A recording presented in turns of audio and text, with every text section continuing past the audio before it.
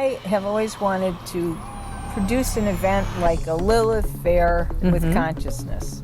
Jan Phillips' emails have been such an inspiring light to me, and it's been really wonderful to see that manifested in a weekend workshop. Do the right thing, be public, be outspoken. What's called for at this time of planetary crisis is an entirely new lexicon.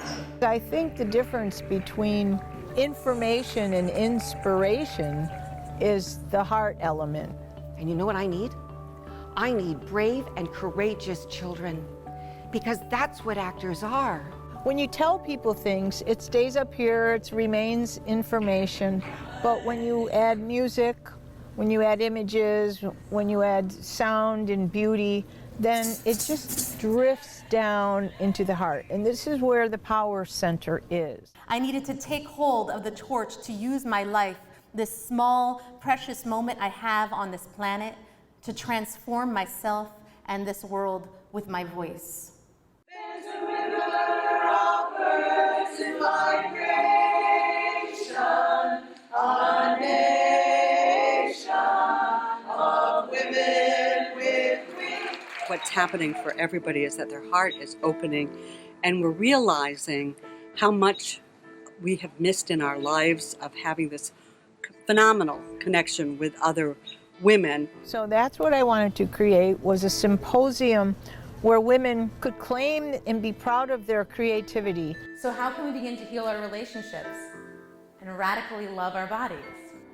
And then apply it toward the making of a culture that we can be proud of. Rites of Passage began as a wild vision I had of basically a living museum of women's lives. What infuses me when I come to Women's Voices, Women's Visions, like right now I'm watching Sandra lead her Tai Chi practice with the fans, and it's a group of about 12, 15 women moving out in the grass. And I know that most of those women have probably never done anything like that before. If you could equalize, say, decibel levels, male voices here, female voices right here. So what we're trying to do is equalize the sound of the female and the masculine, right? The feminine and the masculine. So our job, in order to bring balance to the world, is to balance out the powers of expression, who has power in the matter of speaking, in the matter of everything. We want to equalize the power. In the spirit of an injury to one is an injury to all, we organized through peace-building circles and what would become known as restorative practices. Part of the value of a women's gathering like this is there's probably 15 women here who didn't know we were out of balance. Right. You know, who don't know exactly why does it happen that I don't feel good about myself. Right. But when women come together and tell their stories, that's the genesis of consciousness raising. If the first one God made was strong enough to turn this world upside down all alone, then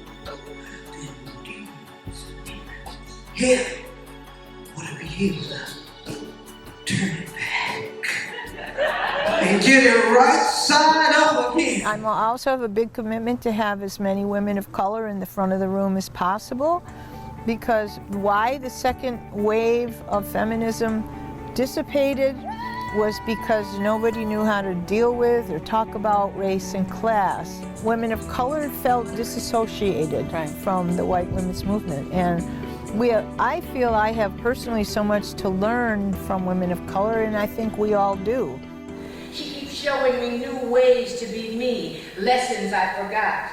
She wears red and says she is staking a claim to beautiful, drops people like bad habits, cutting hurt from her body, carving a new switch to her step. More bounce to the ounce, she says, more cushion for the pushing. She is a vulgar girl. Doris Lessing used to say, I didn't have an idea, there was an idea around.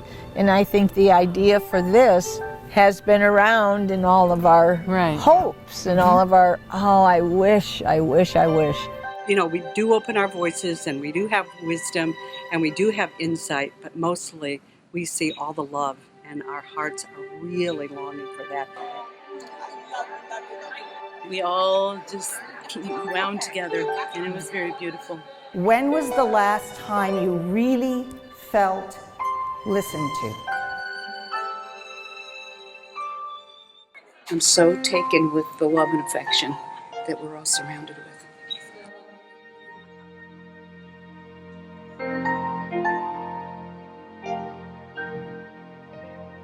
You can be anybody that you want to.